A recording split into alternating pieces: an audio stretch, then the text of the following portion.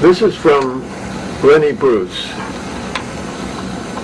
and he said, the whole motivation for any performer, hey, look at me, Ma! Next.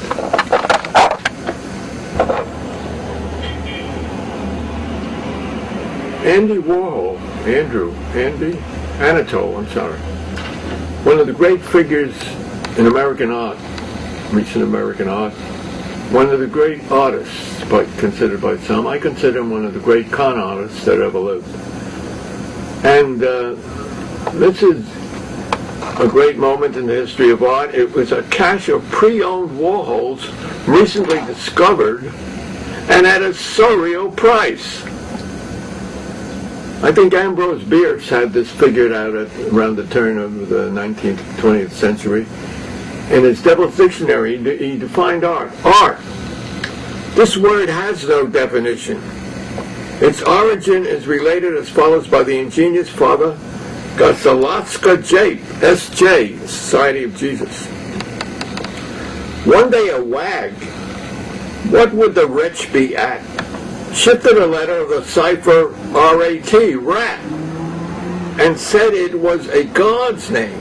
Straight arose fantastic priests and postulants with shows and mysteries and mummeries and hymns and disputations dire that lamed their limbs to serve his temple and maintain the fires, expound the law, manipulate the wires, amaze the populace, the rites attend, believe whate'er they cannot comprehend, and inly edified to learn that two half hairs joined so and so, as art can do, have sweeter values and a grace more fit than nature's hairs that never have been split.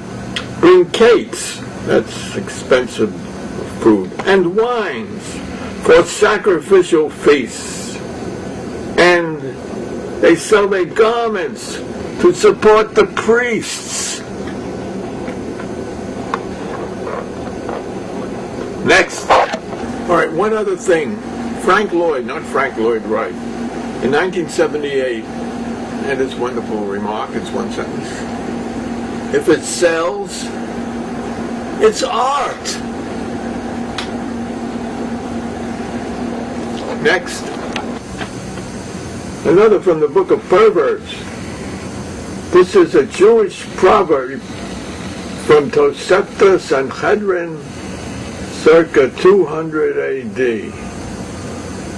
When you turn proud, remember that a flea preceded you in the order of divine creation. Over 25% of human genes are the same as those of a banana. Get over yourself, baby.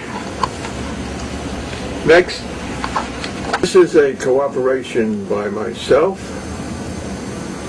and Room, who does Wildcat, marvelous cartoonist and artist, for a London newspaper. This is, it's called, his cartoons are called from Wildcat.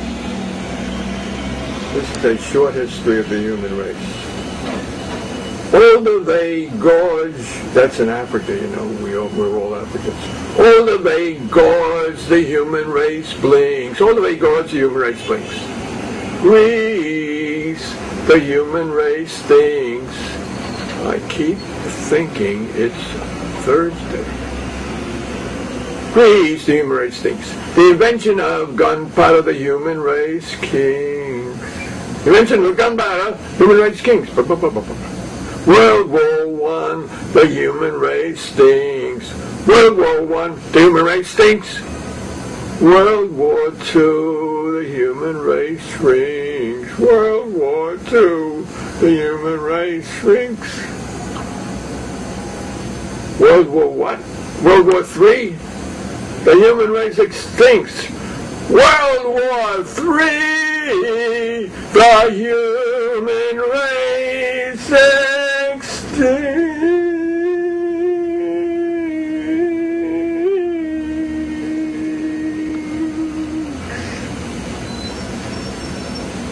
Next.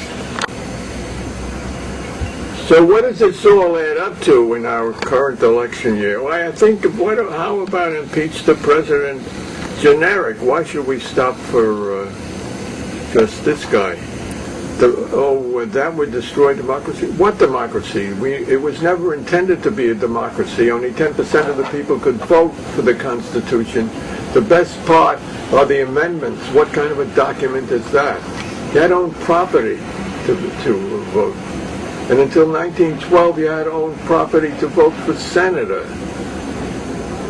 And you know the father of our country, what was his name? George, they named a town after him, George Washington.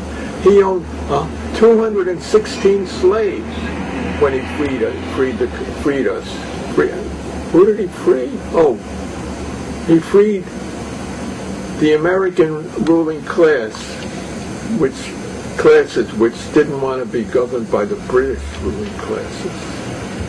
And Jefferson, the great Democrat, he only owned 100 slaves. And Patrick Henry, give me liberty or give me death, he only owned 15 slaves. Now, what's 15 slaves among friends? Forget about democracy. It's all. Is America a fraud? Oh my God. Next. Hey, so what are we going to do?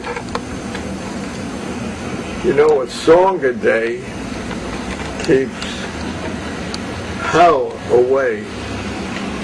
So let's try to play and sing and make love all day. And whenever you get worried, just remember, Einstein never wore socks. See you later.